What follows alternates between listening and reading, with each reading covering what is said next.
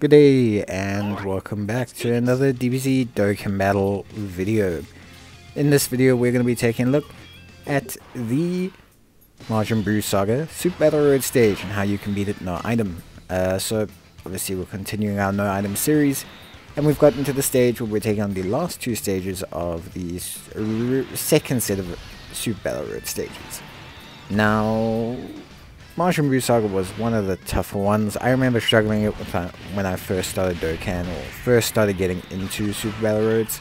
I had to use like a hybrid Saiyans combo team under Gobros. It was a very strange team, but I managed to get the job done. One thing I will say is this stage is still relatively challenging. I wanted to try out some units that I hadn't really tried out in a while. Units like this Trunks and this Goten, who I'd actually just never used really, but who did pretty well actually. They were very good. I actually was very happy with their performance. I wanted to try out the Tech Super Saiyan 2 Vegeta again. I wanted to try out Int, SS3 transforming Goku, and yeah, I wanted to try out using a friend Vegeta. Now, I think, for the most part, honestly speaking, the team was fine. I could definitely improve a couple things, which I will be when we get to the ESBR, but I think for the most part there's the bones of a no item run for the ESBR.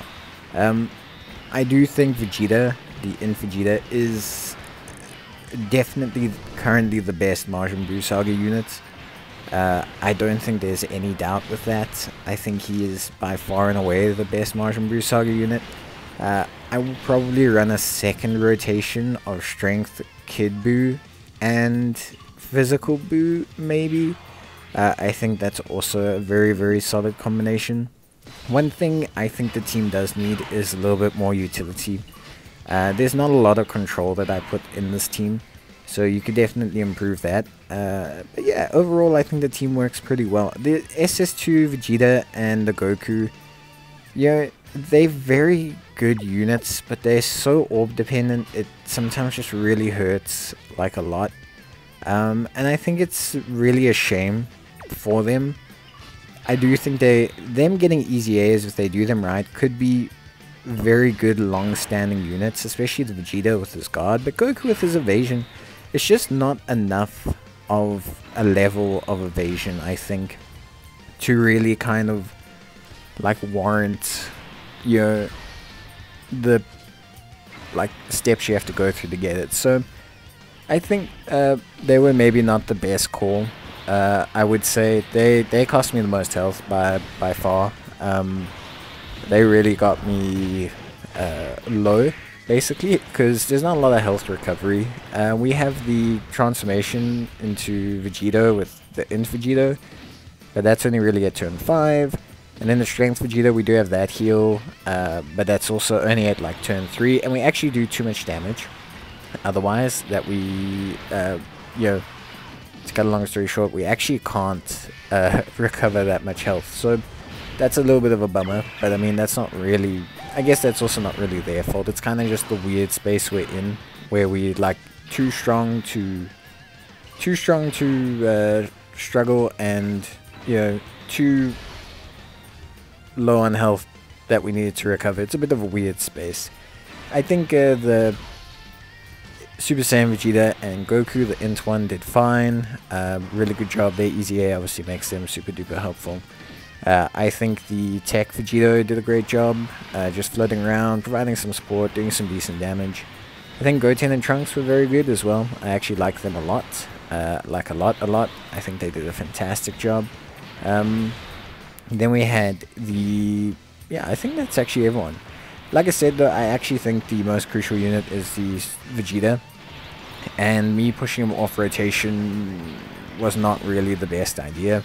I thought maybe I would be able to get things set up a bit easier, but I did screw up. I kind of moved Goten and Trunks off and Vegeta off at the same time, and I really wanted to put them together because that's actually when like both units can really shine, and that was going to be my power rotation. But yeah, either way, I mean, these guys did a great job, by the way. These guys were really solid. I honestly enjoyed using the Goten and Trunks like tremendously. I think they were an exceptional pairing. Just units in general. I actually just had a lot of fun using them. So yeah, that was good. That was good stuff, I would say. Vegeta though, by far, completely carried the run. I think this Vegeta is just really strong. Like, he's really so good. Some people don't like him. I still don't get why.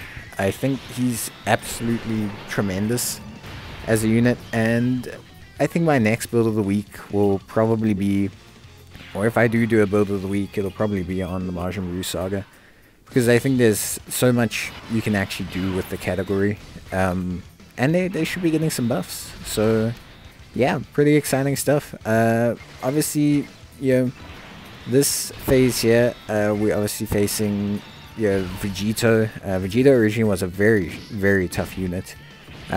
Ideally, to beat these stages, you're actually supposed to keep the unit stunned. Like, you stun lock the unit, and that's usually how you beat these one unit fights, but we're just going to overpower them. Basically, that's kind of what the power scaling is done now. Like, with SBR, you can pretty much just rough overpower them. Although we do take a fair amount of damage. I mean, here we take some decent damage, I believe. Yeah, 139k. You can see we get a little bit low. We get a little bit low for sure. Which yeah, didn't happen in a lot of the other SBR runs. So I think that's on me.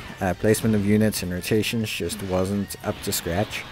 But yeah, I think for the most part, the team was fine.